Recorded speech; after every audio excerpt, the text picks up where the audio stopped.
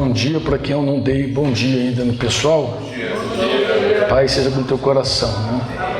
Em nome de Jesus. Deixa uma pergunta antes para você refletir, orar.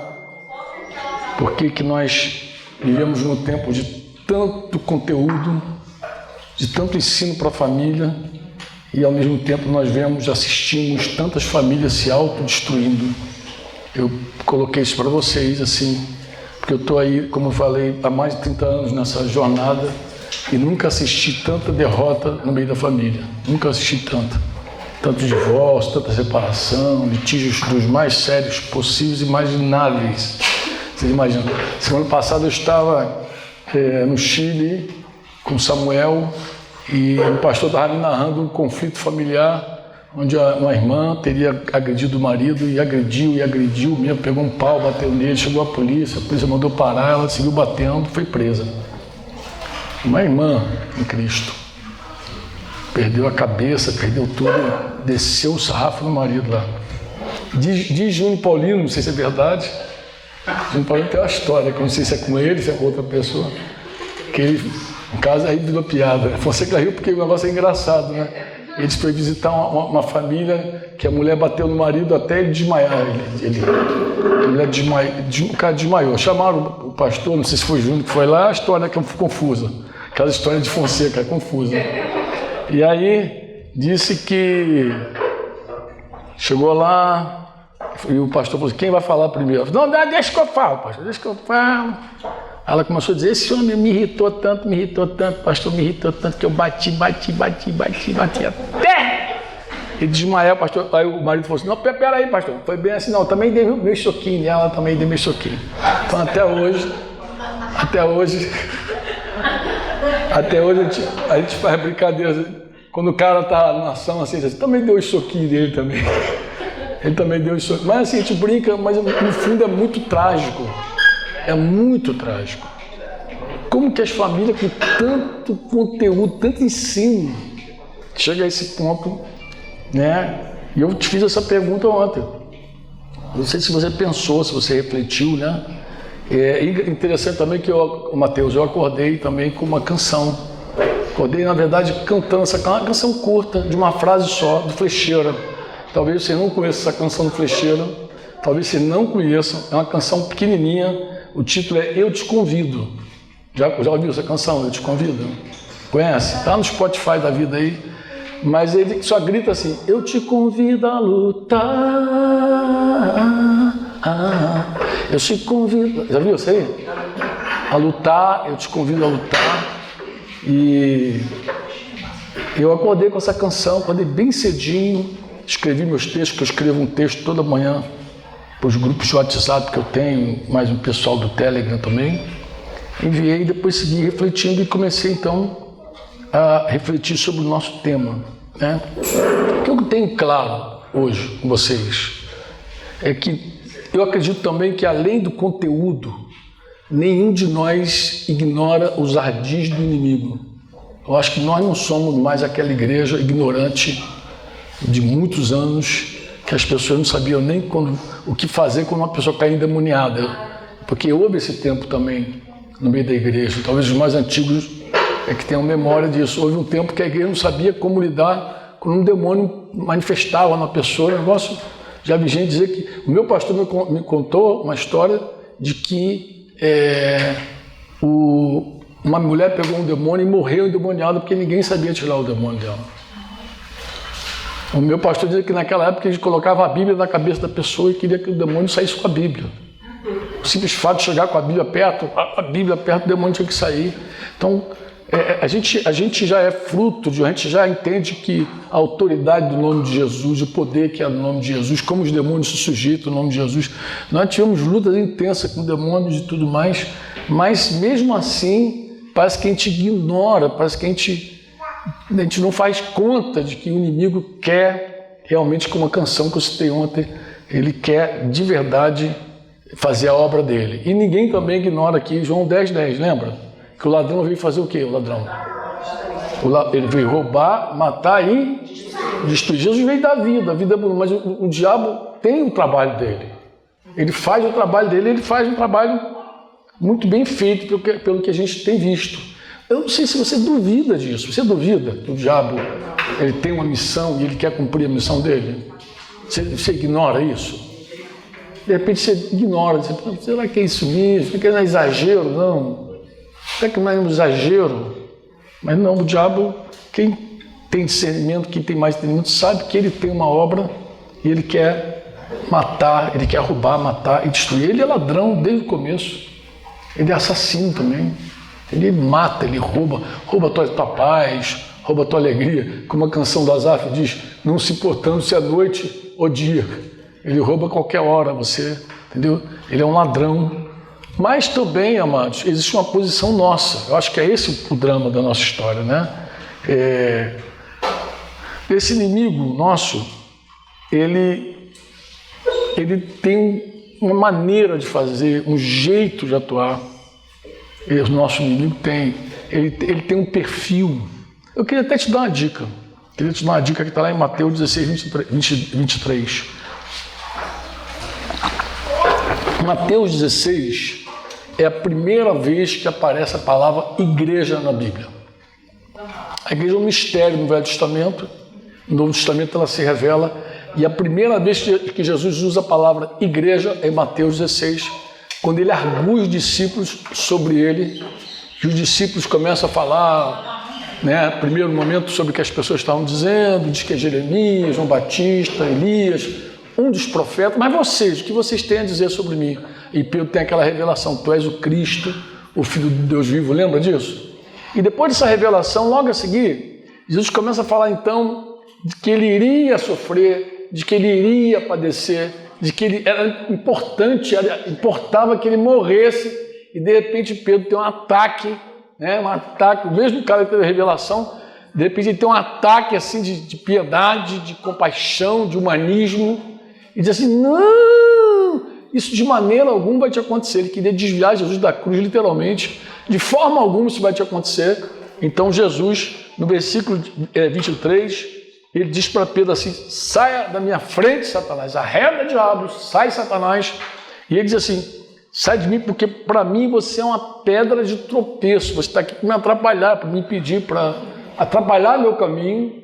E ele conclui dizendo assim, né, que você não considera as coisas de Deus. Tem uma versão que diz, você não cogita das coisas de Deus, você só cogita das coisas do homem. Guarda isso, amado. Eu costumo dizer assim, olha, essa frase tem que estar no nosso coração assim, o diabo é humanista, o diabo é humanista, o diabo é humanista, porque ele é humanista. Ele não cogita das coisas de Deus, ele só cogita das coisas dos homens. Isso é importante, muito importante. É muito importante, porque ele sempre vai apelar para esse nosso lado humano. Eu conversava agora cedo com o Johnny e dizia, Johnny, há algum tempo eu estava lendo sobre a igreja de Satanás no mundo instaurada, e aí quando a primeira foi fundada lá em Vitória, no Espírito Santo, eu estava lendo sobre, eu fiquei curioso, né? Eu fiquei curioso e queria ler, por exemplo, os mandamentos da igreja. A pessoa ia se batizar, ela tinha que ler os mandamentos da igreja de Satanás. Que mandamentos? O diabo é tão imitador, sabe que ele copiou os 10 mandamentos? Aí fui lá verificar e, para minha surpresa, não tinha nenhum mandamento dizendo adore o diabo. Não tinha nenhum dizendo adore o diabo, sobre tudo, sobre todos, não tinha. Mas tinha um mandamento que me assustou, que eu achei que era pior do que esse. Sabe qual era? Ame a você mesmo. Faz a tua própria vontade. Faz o que você quer. Então esse era o mandamento, era o ápice do mandamento dele. Ele não diz adore o diabo, ele diz adore você. Adore você. Eu lembrei que quando minha mãe ainda era incrédula, ela diz assim, mas meu filho, eu não faço a vontade do diabo. Eu falei, mãe, a senhora se engana, se equivoca muito. Porque para fazer a vontade do diabo, basta não fazer a vontade de Deus. Se a senhora não fizer a vontade de Deus, a senhora já está fazendo a vontade do diabo. O diabo não precisa muito. Tem gente que acha que serviu o diabo aí para encruzilhada, aí acender vela, galinha preta, charuto, banho de amor, sua vida piorou, né? Como dizer o samba. E aí o cara faz, e ele acha que tudo está ali, está pronto, tá, eu estou servindo ao diabo. Não, amado, você serve o diabo quando você se serve. Porque ele é humanista. Você não precisa fazer muito para fazer o jogo dele. Porque a única coisa que o diabo não quer, a única coisa que ele não quer é que você experimente a boa, agradável e perfeita vontade de Deus. Qualquer vontade que você experimente está dentro do caminho largo dele. Qualquer coisa que você experimente está dentro do caminho largo dele. Então, para ele é muito tranquilo que você faça qualquer coisa, desde que você erre o alvo. Desde que você não faça a vontade de Deus. Que você faça qualquer vontade, menos a de Deus. Amém ou não? O diabo, o teatro de operações dele é o mundo. A Bíblia diz que o mundo inteiro jaz do maligno. Então você tem contra você Satanás, mas você tem contra você também, contra a tua família, o sistema todo. O mundo inteiro jaz do maligno. O mundo, diz a Escritura, é inimigo de Deus, com seus pensamentos, suas ideologias. Tu pensa que só, de repente alguém pensa que a única ideologia que é abominável diante de Deus é a ideologia de gênero. Meu amado, você é muito ingênuo. Tem muito pensamento que não é o pensamento de Deus. Tem muita coisa com cara até de santo, que quando você vai ver, com base na Escritura, você fala assim, não é Deus não, nego. Você cheira a outra coisa. Nós vivemos num tempo, a gente conversava lá na casa de lei, sobre como as pessoas se iludem facilmente com a psicologia, com essa coisa toda. Por que começaram a dar nome de pecado, eles começaram a dizer que era doença? Um dia eu estava com uma irmã lá nos Estados Unidos, eu estava terminando o curso de psicologia dela lá nos Estados Unidos, que não é nem psicologia, porque a psicologia lá é outra coisa, mas é assim, ela estava com o livro nas mãos e ela foi lendo a lista de doenças e eu falei, meu Deus, isso é pecado, isso é pecado, isso é pecado. Tudo que a Bíblia diz que é pecado, eles dizem que é doença. Como é que alguém se arrepende de uma doença? Eu estava falei com o Dedê, falei com o João também, eu falei, amado, se quando eu me converti, se o meu pastor não desse nome ao pecado, se ele não chamasse pecado de pecado, eu não me arrependeria de nenhum pecado meu. Porque hoje tudo é compulsão. O cara gosta de sexo, compulsivo por sexo. Pobrezinho, está doente. Compulsivo, desse está com febre. Ele é glutão, compulsivo por comida, não pode ver comida, pobrezinho. Quem é que vai condenar um cara desse? Quem é que vai condenar um cara desse? Tudo é compulsão, tudo é um negócio, tudo é uma doença. O cara abusa o médico abusou da paciente, é doente. O outro faz não sei o que, é doente. Tudo é doente, o cara arruma uma desculpa, é doença. A hora que taxou como doença, não tem pecado, pô. Tem uma vítima. Isso quando a pessoa não é vítima mesmo da sua própria história, começa a dizer, poxa, eu sou rebelde porque o mundo quis assim. Como aquela música, quando eu era criança tinha essa musiquinha assim. Dora até lembrou agora. Lendo e Lilian. Sou rebelde porque o mundo quis assim, porque nunca, e as pessoas se fecharam para mim. Amo uma criança. Então tu olha uma coisa daquelas, meu Deus, que pena, como o mundo é mau, como essa pessoa foi produzida por essa sociedade corrupta, pobrezinha, vítima. Então aí, se eu sou vítima, eu me arrependo de quê? Se eu sou rebelde porque o mundo quis assim, como é que eu me arrependo desse troço? Não há como, né? Então você tem, além do diabo, você tem um teatro de operações dele, que é um mundo mergulhado em mentira. Que vai fazer de tudo para a gente não se arrepender nunca. Vai fazer de tudo para você sempre encontrar um culpado para a tua desgraça. Sempre tem um culpado para a tua impureza, para o teu adultério, sempre tem um culpado. Foi a mulher que tu me deste, sempre vai ter. Isso é antigo, mano. Desde que o mundo é assim. Esse sistema é assim, entendeu? Ele é enganoso, enganador. Vocês dizem amém ou não? Amém. Mas eu vou te contar aqui algo que me aconteceu em 2018. Eu estava em Aracaju, na casa de um pastor, relacionado com aqueles irmãos da Bahia, lá, Mário e Marcos, e estava me preparando para ir para Pôr da Folha, e falou, Franco, vê se você, antes de ir para Pôr da Folha, passa aqui e fica uns dias conosco. Então eu antecipei assim minha viagem, alguns dias, para ficar com eles. Então passávamos o dia conversando, à noite, e aí chegou um final de semana, era sábado para domingo, e ele queria que eu falasse no domingo de manhã com a igreja, na reunião da igreja, e naquela noite eu tive um sonho bizarro. Pensa num sonho bizarro. O sonho era assim, eu vi como se fosse uma procissão e uma tenda ambulante. E haviam 2 homens que disputavam essa tenda. Dois homens disputando a mesma tenda, a tenda andando e eles disputando, e eram 2 lutadores. Eu vi que eram 2, estavam de kimono. Um mais velho com um kimono mais claro, o mais novo com um kimono mais escuro, e eles entravam ali, lutavam e saíam, e a coisa ia andando, até que de repente a coisa ficando mais séria, a provocação ia aumentando, a polarização maior ainda. Então um desafiou o outro para um duelo. Vamos resolver isso logo uma vez.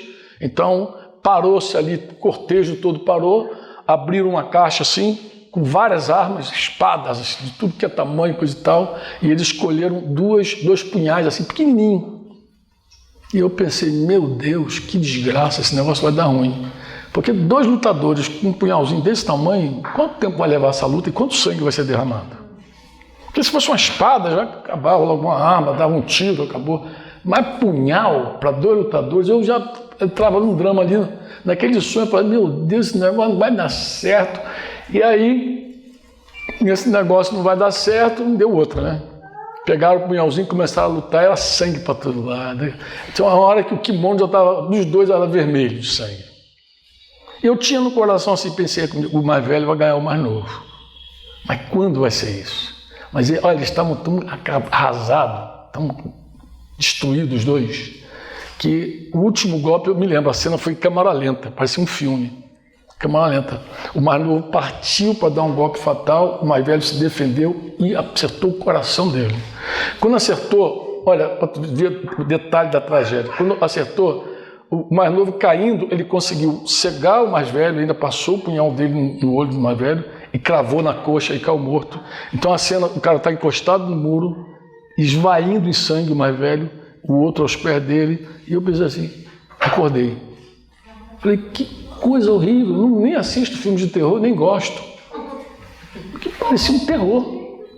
Quando eu acordei, falei, meu Deus, o que será isso? O Espírito Santo falou claro né, de mim assim, um duelo sem vencedores. Um duelo sem vencedores. E eu fiquei com aquilo, duelo sem vencedores, comecei a orar. E assim, quando eu acordo de madrugada assim, desse jeito, para pegar no sono de novo, é triste. Não pega, né, nem empurrando. Vai, empurra 2, não vai. Eu, pela manhã, fui para a reunião da igreja. Reunião de igreja, irmãos, eu gosto de participar, eu não gosto de ser aquele irmão contramão. Você conhece irmão contramão? Quando está todo mundo cantando e está lendo, quando está todo mundo lendo e está cantando. Então eu não gosto de ser. Eu gosto de ser participativo. Então eu não gosto de ser interrompido na reunião da igreja. De verdade, quem me conhece sabe que eu sou assim. Eu sou daqueles presbíteros lá que senta no meio da galera, lá no sítio, né? Costuma ser assim, Curitiba também é assim. Cabo Frio não, porque eles fizeram um púlpito desse tamanho de grande. Mas mesmo assim lá eu costumo ter atenção e ficar... Em todo lugar é assim, eu participo. Vocês já me conhecem há muitos anos, vocês sabem que eu gosto disso. Mas eu estou tão inquieto com o sonho que eu não conseguia conectar com a reunião. Eu só ficava assim, um duelo sem vencedores, um duelo sem vencedores. E eu falei, meu Deus, meu Senhor, o que está pegando aqui? O que está errado? O que eu preciso ouvir? É uma palavra para essa igreja. De repente, o Espírito Santo falou comigo assim, Gálatas 5. Quando ele falou Gálatas 5, Gálatas 5, aí eu fiz o que eu não gosto de fazer. Está todo mundo cantando, eu abri a tablet, procurei logo, abri minha Bíblia, falei, vou ler Gálatas 5 aqui. O que tem em Gálatas 5 de tão especial que explica esse meu momento, esse sonho? Eu queria convidar você a ler comigo Gálatas 5. Eu quero só te dar um contexto para você entender o seguinte. Em alguns momentos, Paulo lida com a polarização.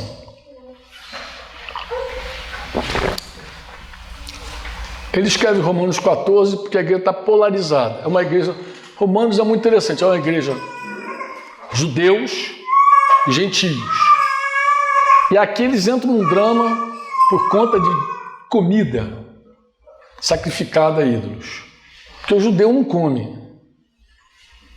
E o judeu guarda o sábado. O judeu tem toda uma tradição. E gentio come tudo. Giló, quiabo, qualquer dia, qualquer hora. Ele come qualquer negócio, né? E o drama era esse. E também não guardava dia nenhum.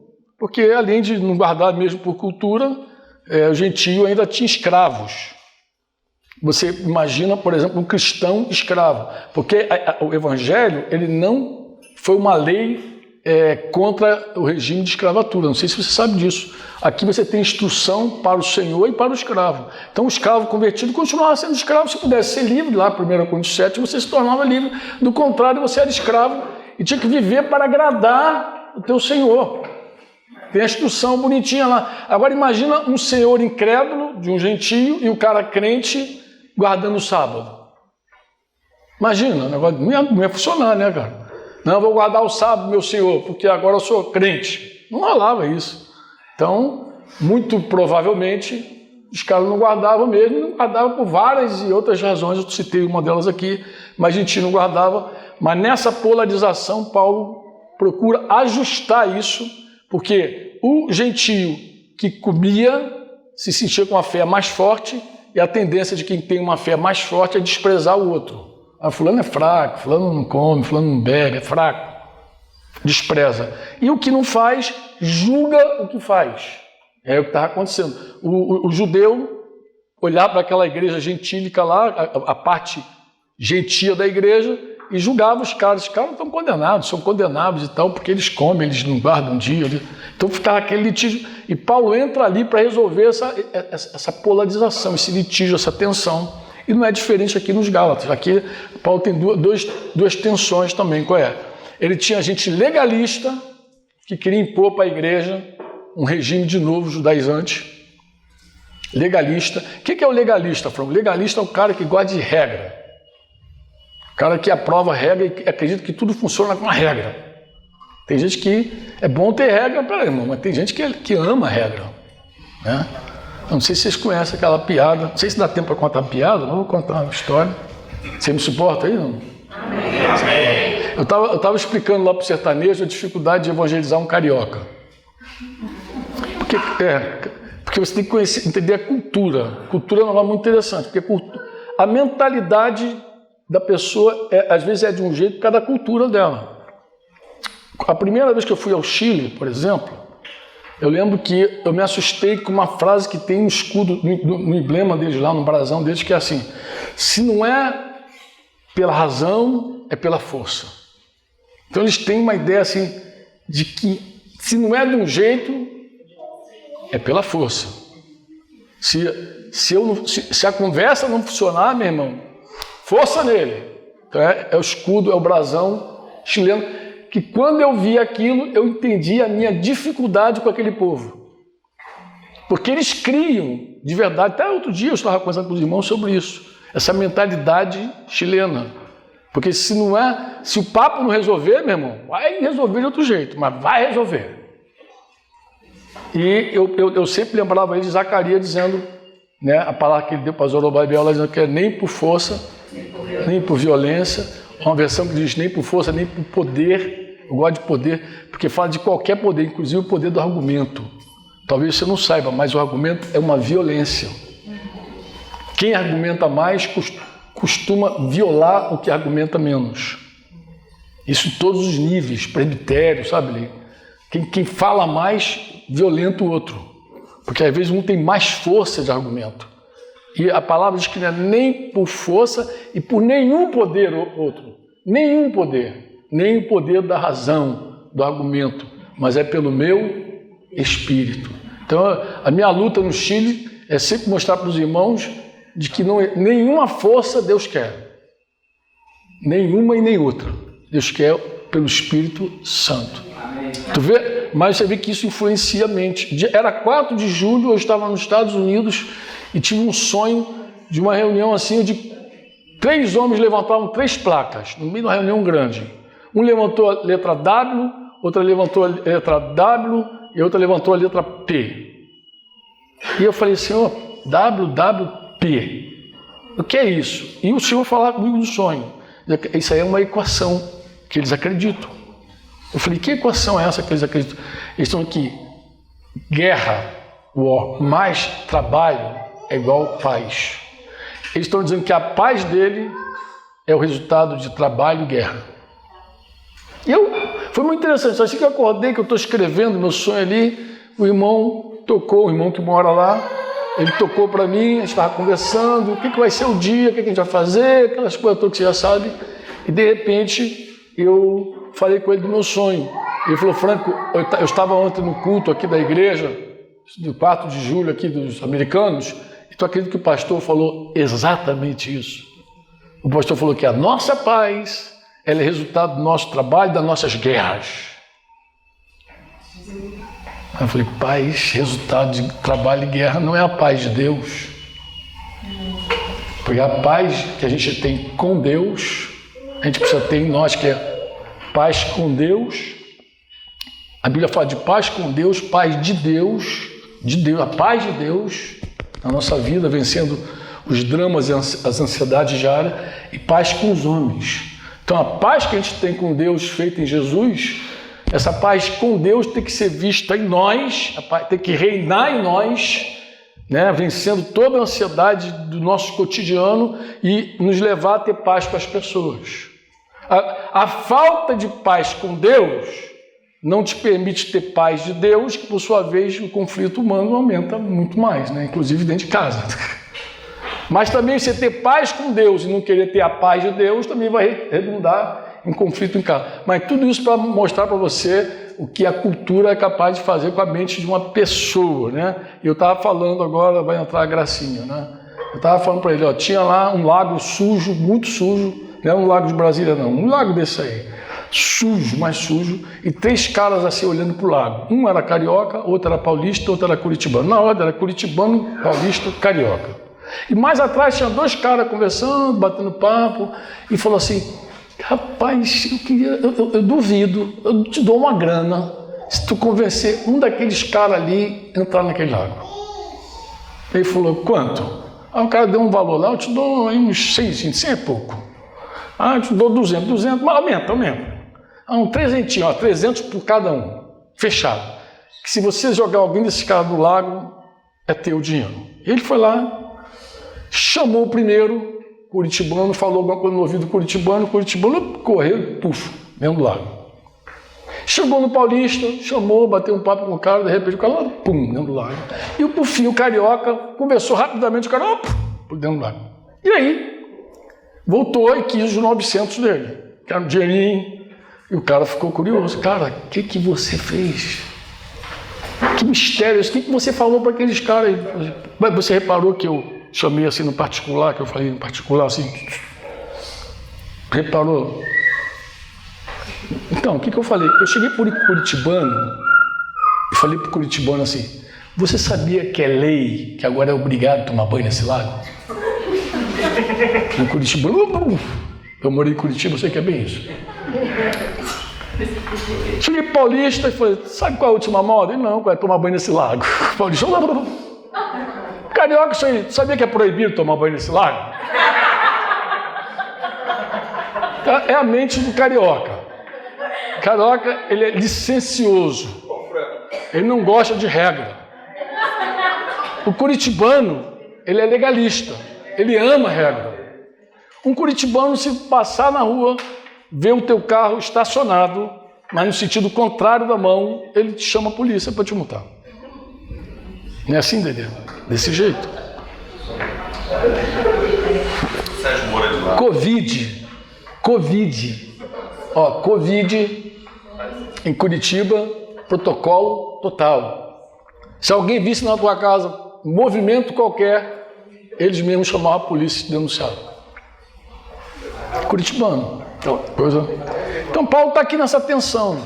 Ele está entre uma coisa, a libertinagem, está entre também aquilo que a gente chama de licenciosidade e legalismo.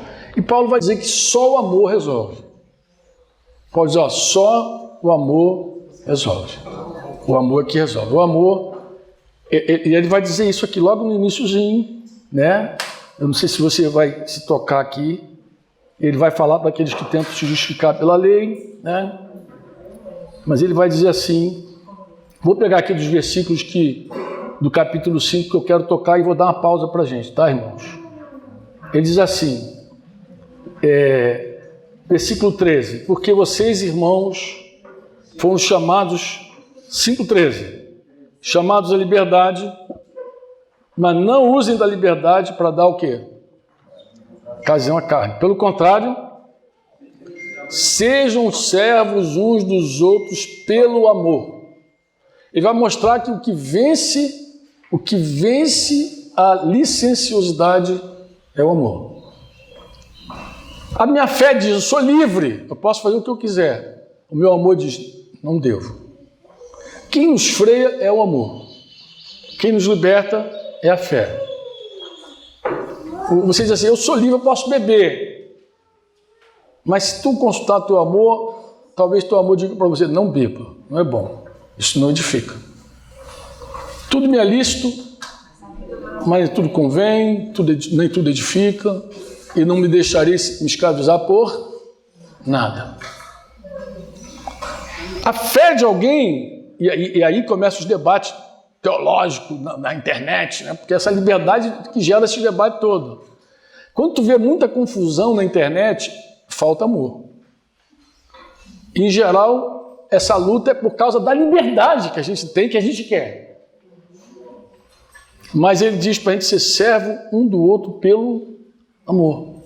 Porque, embora livre, a carne não deve permanecer, prevalecer, presidir. Não deve. Porque se ela assumir o comando, alguém sai machucado. Alguém vai ser ferido se a carne assumir o controle. Alguém se machuca. Mesmo que seja em nome da liberdade. Eu sou livre, pastor, mas o amor te limita. O amor te limita.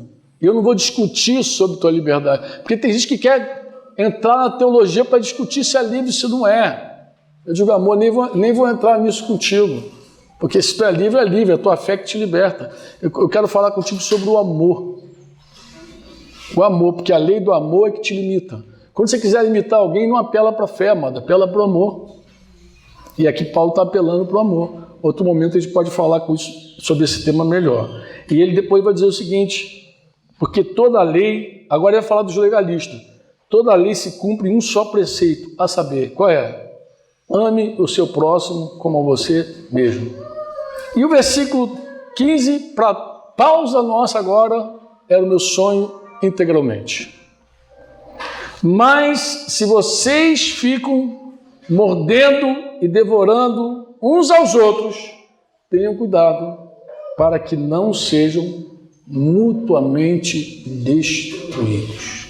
Amados, quando eu li esse versículo, ainda bem que eu estava sentado, minha perna chegou a tremer, e eu ainda fiz uma oração a Deus assim, de gratidão. Eu falei, Senhor, obrigado, porque eu só vi dois homens com punhal na mão, com os punhais ali lutando, e sangrarem até morrer. Já pensou se Deus resolvesse me mostrar um sonho usando essa metáfora, um mordendo o outro até acabar com o outro? Ia ser um sonho de briga de canibal, os canibais se mordendo. E eu dei graças, estou falando sério, eu dei graças a Deus. Eu falei, Senhor, obrigado, porque eram dois lutadores com um punhal na mão, não eram duas pessoas se mordendo.